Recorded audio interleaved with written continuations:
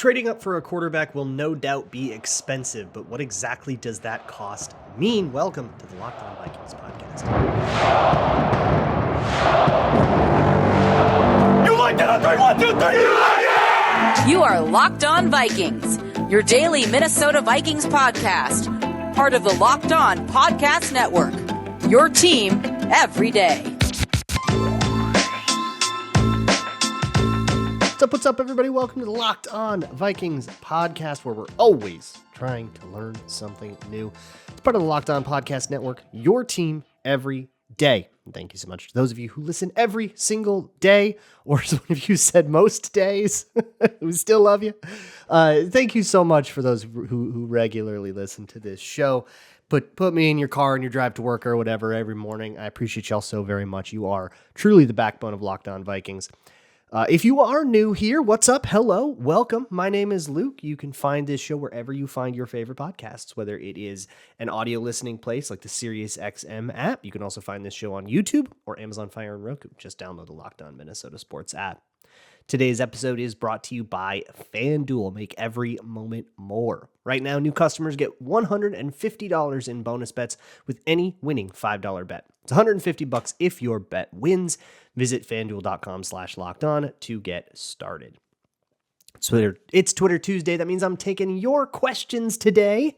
You can send me those questions anytime. You can send me an email at lockedonvikingspodcast@gmail.com or fill out the Google form in the show notes. It should be linked.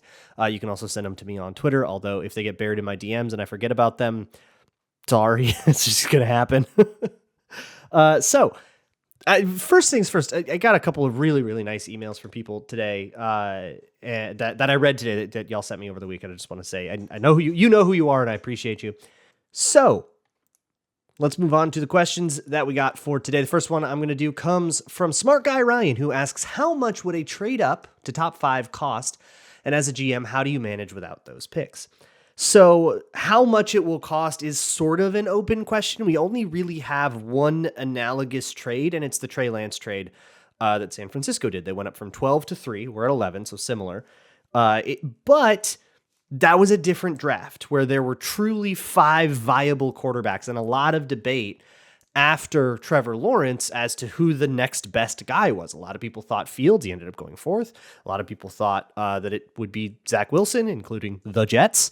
A lot of people were really into the other ones, into Trey Lance himself or even Mac Jones. So this year, it feels like there's a consensus sort of settling that there's like the top 3 and then the next 3. So if you go, I feel like going up to 4 is going to be a lot cheaper than going up to 3. If you want to talk New England out of a quarterback, and there's a lot of scuttlebutt about them moving down, that's coming out of, now people are starting to arrive at the combine, but that has also been coming out of like New England media, that they are not in love with any of these quarterbacks and they don't really like these guys as much as they think. And if one of their like blue chipper guys doesn't fall, they're going to like trade down and try to build the roster up. I don't know how much I quite buy it, but hey, shoot, whatever, anything's possible, right? And if you want to be the team that the Patriots trade down with and you want to talk them out of one of these quarterbacks, you probably have to pay 3 first-round picks, including this year. So this year's, next year's, and the year after. If you want to go up to 4 or 5, that might not cost as much. If quarterbacks go 1, 2, 3, and you're trading up just for like the privilege of drafting, J.J. McCarthy, I don't think that you're necessarily going to be swimming upstream as hard, but it's still probably going to take at least 2 first-round picks and then some. So how do you manage without those picks? That's a really good question. You have to find ways to fill the holes on your roster with money. That's really the way to do it, is you probably just have to spread your money a little bit thinner around other people. If you've traded a whole bunch of draft picks for your quarterback, then theoretically you don't need a quarterback and you don't need to pay a quarterback, right? So you'll have a little bit more money to throw around, and that will sort of help you tide things over. That's also a short-term issue. There is going to be one window when you have, no draft picks that hits you about 3 years after you hit this trade, right? Because that's when that first-round pick is supposed to be kind of coming into their own and really, really helping you. So when you miss on a pick, you don't really feel it that first year because nobody gets a lot out of their rookies, right? Like you always have sort of tempered expectations for rookies. But when that guy's in year 3, he's supposed to be your guy, right? And if he's not, now you're going to feel it and you're going to have like an extra expense that you didn't have before. But that's kind of nice because if you do that and then your quarterback's in year 3, if he hits and you're good, then theoretically he should be able to paper over some of those things, which is how the Chiefs won with Patrick Mahomes in that year 3, despite not having draft picks, that were like really coming into their own in that time. Kirk Goat 67 says, could the Vikings and Kirk agree to push back his void date until after the start of free agency? No. So there is a limit to how far they can push it back, and Kirk's void date is already there. That is the start of free agency. I think they can push it back like 2 days. They can push it back to the beginning of the league year, which is like literally 48 hours. So they can't push it back very much because his contract is now over. He is there is language in his contract that will automatically terminate the thing. This message will self-destruct and it'll just be over. To get him to be a Viking past the start of free agency, you will have to add a real year to his contract, aka extend it, and now you're just agreeing to an extension, which you'll have to agree to what the money is and all that. You just have to do the whole thing. Florida Man Taz asks, of all the offseason combinations and outcomes, keeping Cousins but not Hunter is one that would puzzle me the most. Do you think this is as unlikely as I hope it is? Yeah. No, I don't. Here's the deal with Danielle Hunter. When they signed that like pseudo restructure thing to Danielle Hunter and didn't sign him to a long-term extension, to me, that sent the message that they do not want to keep Danielle Hunter. I vehemently disagree with this. I think it's colossally stupid, and I hope that they've come to their senses after a 16 and a half sack season and after Danielle Hunter did what he did for this organization for the last 2 years. I really hope that Kwesi and company have come to their senses about that. But I don't know if I have a lot of faith. Meanwhile, with Cousins, I think they've been a little bit more willing to. I mean, they tried to extend him, right? They had that conversation last offseason. Carlos Skoll asks, how early does the league inform teams' front offices of the cap increase? In case they found out at the same time we did, how much, if at all, does the sudden increase in cap affect how GMs navigate the offseason? Okay, great one. So as far as I understand, teams do not learn about the real number that much sooner than we as the public do. I think the reporters are pretty on that. I think they're pretty fast about it. But basically the cap increase, it's not that we are surprised to learn that the cap increased. Everyone expected the cap to increase. And so you just have your projections for how much it's going to be. And that's a guess. And if you guess sort of right, you make up a plan for that and you just like hope you're in the ballpark. And if it turns out to be a lot more or a lot less, then you have to adjust your plans accordingly once you get that new and exact information. But the league doesn't decide what the cap is until after the like calendar year and they know like what their revenue was and what those figures were. So they know how to calculate all that, and that takes some time to process. So yeah, somewhere around February, you learn about what it is. But when it is a much bigger number than you think, it has other effects, such as the one that Bradley Knorr is asking about. He asks, what are the ramifications of such a large salary cap increase? Every team gets the increase, so it's not like it gives the Vikings any kind of advantage. Yeah, so this is really important to point out, right? So the salary cap went up $13 million more than what over the cap projected. The Vikings didn't just get $13 million more in cap space. They got, I don't know how much did it go up by total, like 25 or whatever it went up by, that much more in cap space. And they expected to get some, but there's no telling what their projection was or if it matched over the cap's projection, right? Maybe they actually predicted this well and they planned for this, right? And they got a closer number than over the cap, or maybe they didn't. And it doesn't matter now because now we all know the number to work with. So to think about how this affects one team differently than the other, you have to think, okay, who needed that money, right? Who was in a cap crunch? Like the Saints, this is fantastic news. That might mean they don't have to cut a player that they otherwise would have cut. That's awesome for them. For a team that already had 80 mil in cap space, now we've got 93, kind of a diminishing return, right? And there's an economic concept of that, which is the classic way to think about it is if I have 10 TVs and one car, and you come to me trying to sell TVs, I'm not going to be that interested. But if you come to me selling cars, I might want to trade you 2 TVs. And if I give you 2 TVs for 1 car, now I have 8 TVs. That's still way more TVs than I know what to do with. I functionally lost nothing, but I gained a car, and you got 2 TVs. If you had no TVs before, wow, that really solved a big problem, right? This is how trades happen. There are certain things that are more valuable to some people than others.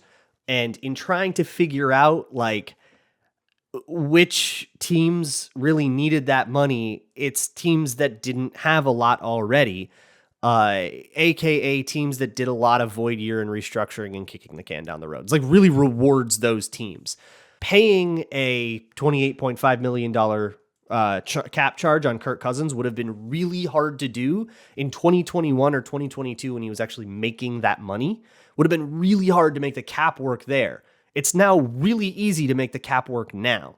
This is an easier time to do it than that would have been. So you kind of get rewarded for doing that. And guess what? You're going to keep getting rewarded because that cap's going to keep climbing, and it's going to keep climbing fast. Little dead cap hits of $5 million used to be completely untenable.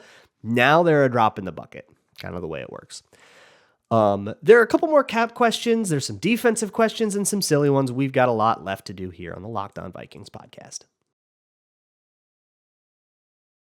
Today's episode of Locked On Vikings is brought to you by FanDuel. It's America's #1 sportsbook. FanDuel is a great place to get started if you are looking into getting into sports betting. Maybe you want something to keep your eyes open during a baseball game, or you just want to stake in a more entertaining sport. You can find a whole bunch of stuff at FanDuel.com. Really quick bets. You can find trending bets and stuff. Same game parlays that you can do even in the middle of a game. Exclusive props and silly stuff for some of the bigger events and much, much more. And if you are new to gambling and you want to get signed up at FanDuel, go to FanDuel.com/lockedon, make any $5 bet. If that bet wins, you get $150 in bonus bets. That's $150 in bonus bets with any winning $5 bet. No matter the odds of that bet, you can wait until a team is up by 30 points going into the fourth quarter, and you can bet their money line and get 30-1 odds on it. That's how good this deal is.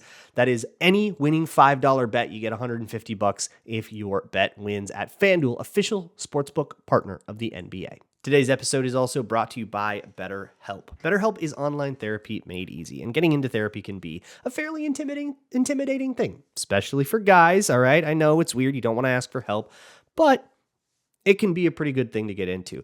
And to make things easier on you, BetterHelp is entirely online, designed to be convenient, flexible, and suited to your schedule. And their whole deal is getting you matched up with a therapist that's right for you and your needs. And if you don't like the therapist that they give you, you can switch to another one, and BetterHelp will help you find the next one until you get somebody that really jives with you.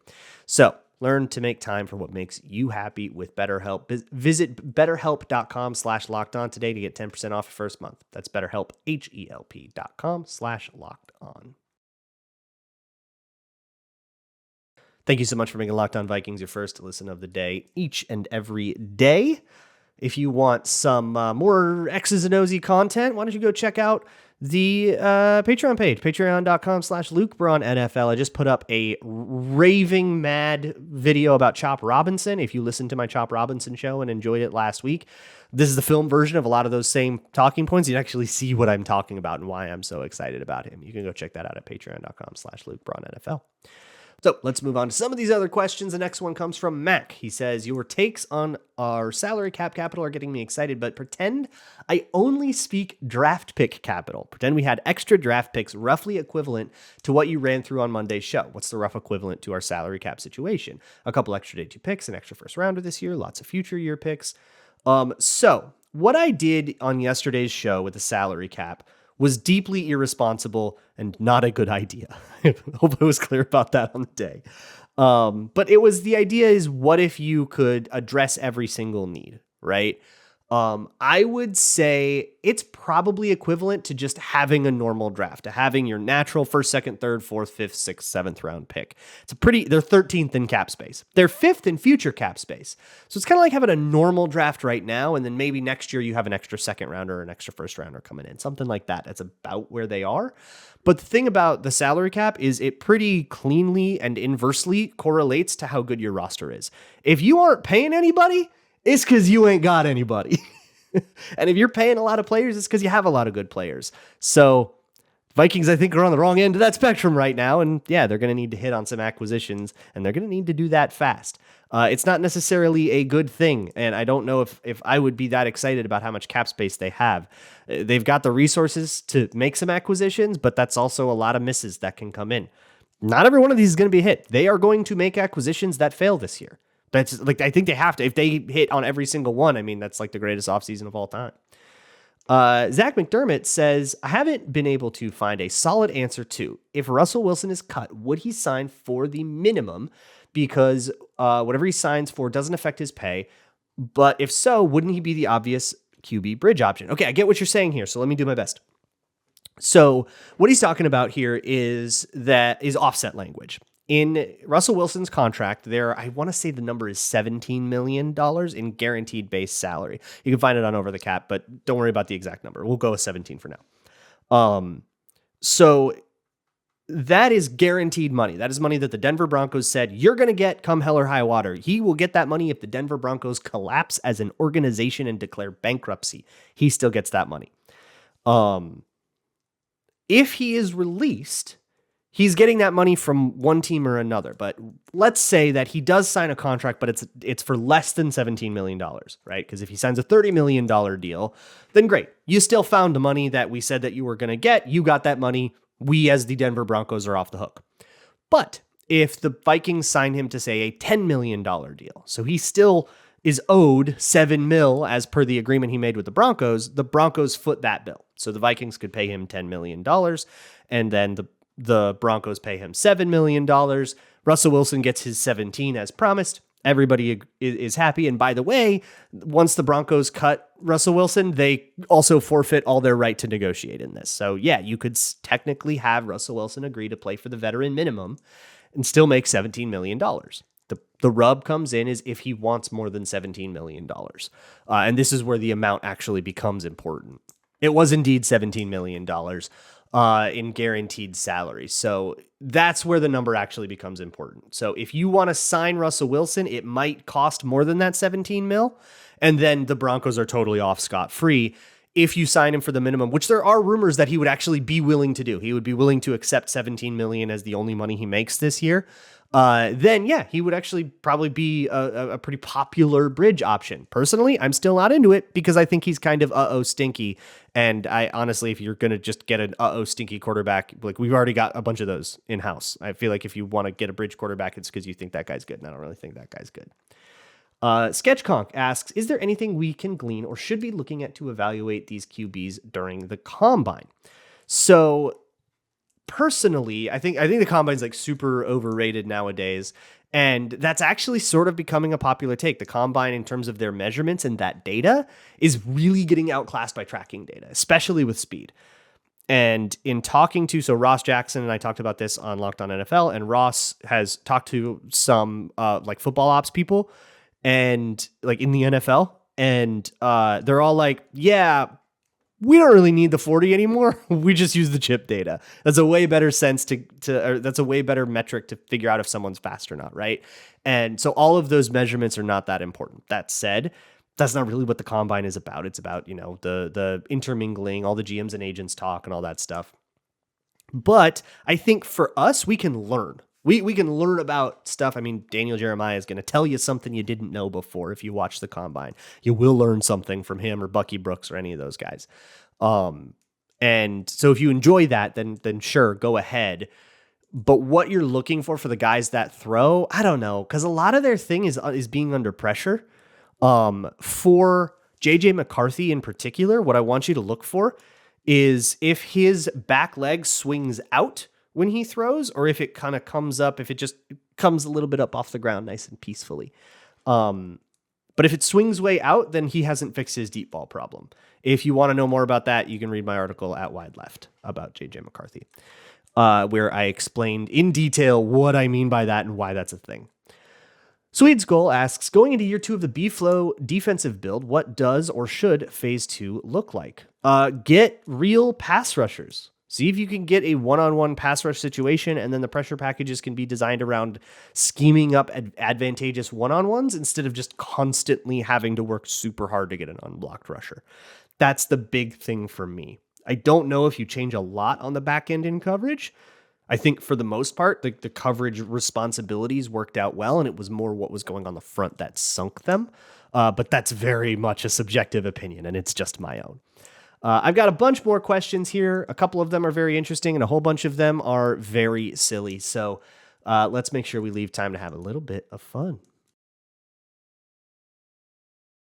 Today's episode of Locked On Vikings is brought to you by eBay Motors. eBay Motors and their eBay Guaranteed Fit is set up to get you whatever you need for your car. Look, your car is an extension of who you are. It is not only your way to get from point A to point B, but it's also an expression of the kinds of things you like, even if it's just the color that you like your car to be or what you want on the interior. So whether it's something cosmetic, like a really cool LED headlight or something like that, or something that your car actually needs to run, eBay Motors has you covered. They've got over 122 million parts for your car, and you'll always find exactly what you're looking for. And with eBay Guaranteed Fit, your part is guaranteed to fit your ride every time or your money back. With all the parts you need at the prices you want, there's no reason not to go to ebaymotors.com. Eligible items only, exclusions apply, eBay Guaranteed Fit only available to U.S. customers. Onward and upward with this episode of Locked On Vikings podcast. When you're done here, go check out Locked On Minnesota Sports and the 24/7 Minnesota Sports streaming channel. They will be talking Minnesota sports on there at all times. On the YouTube page, you can go find that. Can't recommend it highly enough. Next question comes from Ross, who says, last week you talked about trading up before the draft versus on draft day. How pre-planned are round one trades that don't happen until the day of? So we actually got a really good example of this when we got the behind the scenes video the Vikings made after their trade with Detroit, the Lewis Cine Jameson Williams trade. We actually got to see and we learned, or maybe it was reporting, or did Kwesi say it afterwards? I don't know. I remember like this was made public though, that the Vikings and Lions had talked about that trade at length before draft day. So it was not an impulse decision at all. It was something that they talked about and it was conditional on who fell. So if I recall, they really liked Derek Stingley and Sauce Gardner. Okay, in a miracle world where those guys fall to 12, we're hanging up on the Lions, we're taking them. But if, they probably had a couple more names like that. Hey, if any of these crazy blue chip guys fall and we have a Laramie Tunsil situation, we're taking the guy. Which happens, right? You got to be prepared for that, even if it's unlikely, and it didn't happen. So then the Lions said, all right, if Jameson Williams falls, we're trading up, but if he gets taken high, then we're not going to do it. All of the conditions were met. The Lions called the Vikings and said, hey, are we still on for this? And the Vikings said, yes, sir, we are. And the deal was done. But it's all based on like conditionals. I would imagine most of those deals are like made like that, which by the way, when you talk about like trading up in the draft, that's probably the smartest way to do it, where you call Arizona and you say, hey, or you call New England and you say, hey, if you don't get your quarterback, 3 first-round picks on the table, let's talk when you're on the clock. Which actually, I think Darren Wolfson reported that at the Senior Bowl, a conversation like that happened, where it's like, hey, we're really interested in trading up. Why don't we circle back and see what it would cost? And I'm going to guess that at the Combine, some more conversations might happen. A lot of conversations happen at the Combine at various levels of seriousness. Stephen Larson asks, when talking about personnel on the D-line, we usually talk about having one nose tackle on, say, a 5-man front. But why not put in 2 typical nose tackles on the typical DT/DE techniques, 2-eye and 4-eye, and then put more of an interior pass rusher over the center? You've basically described the 5-0 front that Pat Narduzzi uses that Brian Flores actually took. This is definitely a thing. It's a front that gets used all the time, especially on third downs. The reason you don't necessarily want like a pass rusher type, who's probably thinner, right over there at zero tech is because you can just run right into that dude. And if you want to see how that kind of thing works, look at how Ivan Pace did at zero tech against the Eagles when they ran for like 350 yards against us in week 2. Really bad stuff. So you need someone with a little beef up there to be able to hold against the run. But if it's third down, if the run's not, or if it's 2 minute and the run's not a threat at all, bam, go into those fronts. They'll call them 5-0 fronts. I know that Narduzzi World names them after mascots, like the team's mascot, like he called it Spartan at Michigan State, or it's Panther when he's at Pitt. I decided I'm going to start calling it Ragnar, even though I don't think that's the right word, but I don't know. I think it's cute. I don't want to call it Viking because A lot of teams have a Viking front. That's the Zimmer AA thing that's named after like when Zimmer was doing that with the Vikings. And I don't want that to get confusing. Mitchell Scott says, I was listening to Purple Daily the other day and they were talking about quarterback prospects. It struck me when Phil said, talking about Caleb Williams, he stated he did not like him and went on to talk about how he cried in his parents' arms and wore a feminine piece of clothing for a GQ shoot. Would you personally put any stock into things like this when it comes to a draft evaluation? So it's an emphatic no. Absolutely not. No, I couldn't care less. You could walk around in a diaper. If you can throw a good spiral, that's fine by me. But on this, so I went on a big rant on this on Locked On NFL as well. This whole topic, I think, is the dumbest thing in the world. This is what you get when you don't want to try to figure out who's a good quarterback and you kind of just want to whine about what you can see.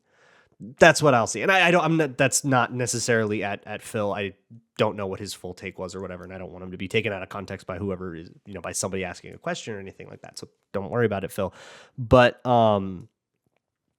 this whole discussion sucks. But it's something about it. It feels a little bit like people are asking the question. And if they're not asking this question, please tell me what question they are asking. But they're asking the question, is Caleb Williams manly enough to be a quarterback? Which, A, come on now. B, what's your barometer for that? That he paints his nails? That he wore a dress? Really? That's it. And it's not a particularly feminine dress. It's just that it was a long piece of fabric without pant legs that makes it feminine. And throughout human history, what has been traditionally seen as masculine or feminine fashion has oscillated wildly. Some of the most masculine people in human history, like a Greek general, wore pantless, long fabric all the time, what we today would see as a dress, right? But it wasn't seen as feminine then because that's what masculine fashion was. Same deal with like, the old school powdered wig, French people that were very manly, very much seen as masculine, but they wore makeup in a way that we today would see as feminine. And hey, maybe fashion's just changing. I don't freaking know fashion. I'm wearing a white t-shirt right now. That's kind of ratty. Like, I don't know fashion. I'm not going to sit here and pretend I know what is or isn't in fashion. But I certainly am not going to cast judgment on others for what they think is fashion. And I am familiar with a lot of younger people, a lot of people under 25. It's like cool for dudes to paint their nails now. Like that's a thing. It's just a thing. And fashion changes. It always changes. If you're like, kids these days don't dress right, you're just wrong. Fashion changes all the time. What was right to you was stupid to your parents, and what's stupid to you is right to the next generation. So I don't know. I think when it comes to fashion, maybe be like water a little bit, and don't try to ask if your quarterback is manly enough. I certainly won't ask that of anybody who can beat me in a fight, which is all NFL players. So I guess we're never going to ask that. Cam X Storm has a couple that says, which Vikings QB, part or past or present, would have the best chance at fending off 4 attackers? I had to clarify this is a Cam Newton reference. So Cam Newton got in like a fight at a 7-on-7 thing against like 4 people. The answer is obviously Joe Cap. Joe Cap will beat the absolute heck out of you. And by the way, that's Joe Cap is past now, but I'm thinking like old Joe Cap who still would get in fist fights on stage at events. It's actually fairly similar. Cam X Storm also asks, during the season, there was a theory that fan pressure led to Kwesi signing Reisner and sitting Dobbs. If the offseason lines up like your most recent pod, does that confirm the theory? So the Vikings won't do what I said in yesterday's show, both because that's unreasonable, but also because I said that's unreasonable. So if they are listening to me, they won't do it, right? Because that was a stress test. That was a thought experiment more than it was actually like an advocation of like, this is the plan that's a good idea. So with that said, we already do have some evidence. I remember in 2021, Vikings played the Panthers. I went into that game saying they should play some 6-0 line sets because they can run on these guys. And guess what they did? So the Vikings have a long history of listening to Locked On Vikings. These kinds of things happen often. And I know that there are people in the Vikings that are listeners to this show. Hello, you know who you are. And I thank y'all for listening. So this is already been established, is what I'm saying. I do run the Vikings as sort of part of a shadow deep state. Bare Naked Ladles, love that, asks, what would be the funniest Jefferson trade? I don't know if I can come up with a funnier one than trading him to the Bills and getting Stephon Diggs in return. I don't think I can do better than that, and whatever draft picks have to go back and forth to make that happen. I don't think I can think of anything funnier than that in particular. FS Duar, or you know what it would actually be? It would be like Kirk Cousins signs with with Atlanta or whatever, and then next year you trade Justin Jefferson and get Kirk Cousins back. That would be the funniest possible outcome. FS Duar asks, should the Vikings make 22 a legacy number for safeties, like the Cowboys 88 is for wide receivers? I don't know the Cowboys. Is that like a hard and fast rule? Or I thought that was just kind of like a tradition, but if a tight end wears 88, like nobody would stop them. I thought that, I don't know. Is that the case? Kind of cool, I think, actually, if that is the case. Like if you're 88, you're wide receiver 1, and that's your deal. I think if we're going to start doing that, 22 is good because it was Paul Krause and Harrison Smith. Yeah, I dig it.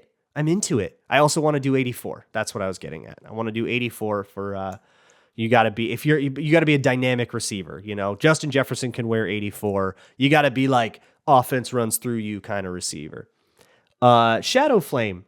This is the last one we'll do. Shadow Flame asks, how many people do you know cheated off you on a math test? That I know about? Plenty. Probably more than what I know about. If you want it, you can ask Matt Anderson at Climbing the Pocket.